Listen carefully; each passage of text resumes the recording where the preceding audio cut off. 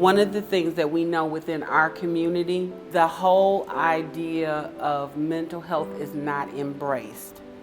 It's a theory of shame.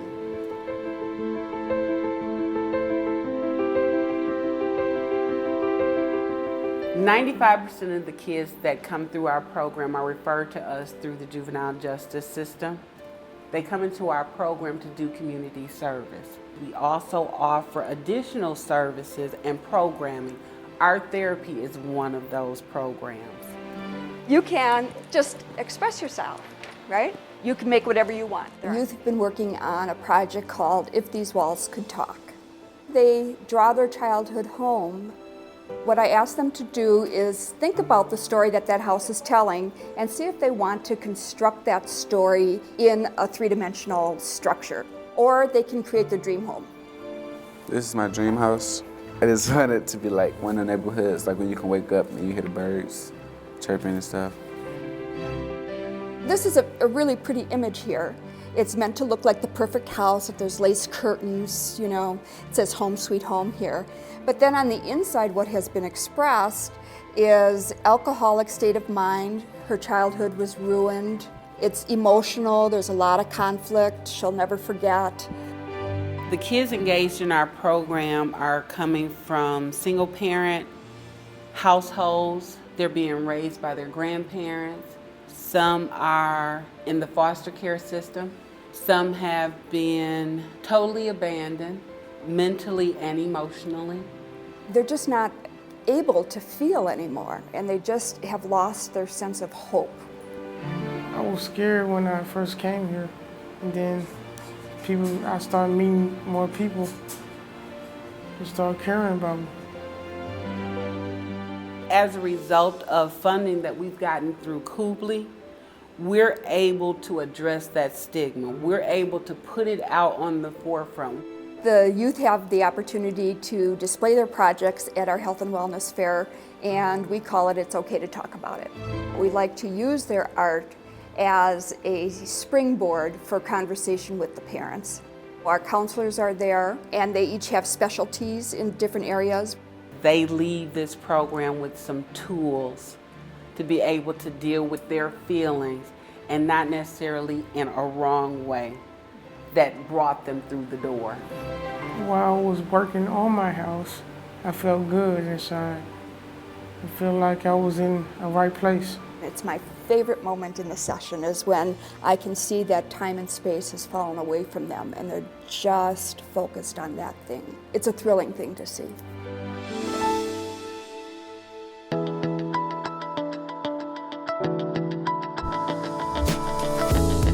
10 years ago, we started working on the foundation and we held our first Beyond the Blues event and 900 people showed up. And we couldn't believe it and we thought we're really onto something here. There is no other foundation in the state of Wisconsin that's doing what we do. Our objective would be to help a group necessarily get themselves started in another state.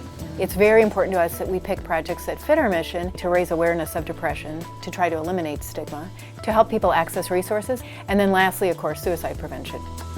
The Kubly Foundation wants to make sure that the organizations that are writing these grants also are measuring whether or not these interventions work. One of the greatest issues in mental health care at this time, and it's been an issue for many years, is that it's underfunded. If there wasn't funding for these organizations from foundations like the Kubly Foundation, many of these organizations would fall apart and would not exist any longer.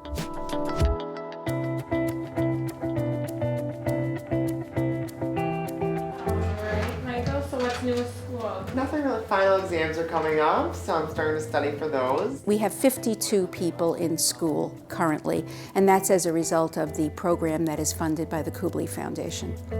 The Grand Avenue Club is a place that helps Milwaukee County citizens who have experienced mental illness become part of society by providing them with an array of opportunities. Well, I can show you which class it is that I'm thinking about. You tell me what you think about it. Michael came to us about a year ago.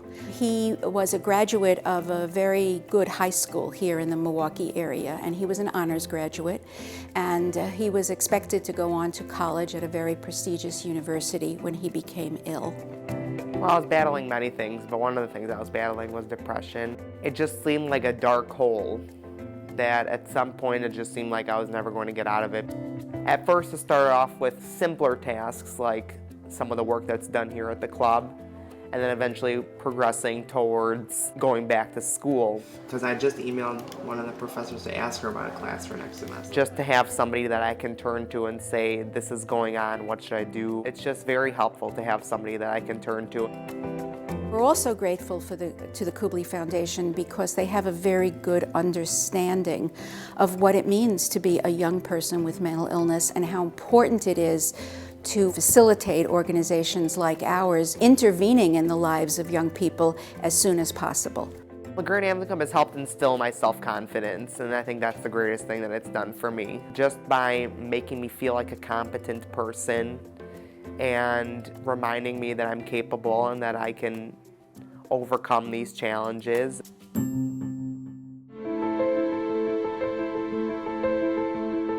In 10 years from now, we're hoping, and I think a lot of people who work in mental health are hoping, that the shift will be that mental health is on the same level as other health issues, that mental illness is just like any other illness. I'm still overcoming the challenge, but I'm battling it and I have the support of people around me, and I think that's the most important thing about it. Well, I was thinking I can make a city out of this. My city would be perfect. But this is like really relaxing. It's like when you wake up in the morning, you feel perfect, and like nothing's like holding you down. Nothing. It's like that you can feel free and be yourself.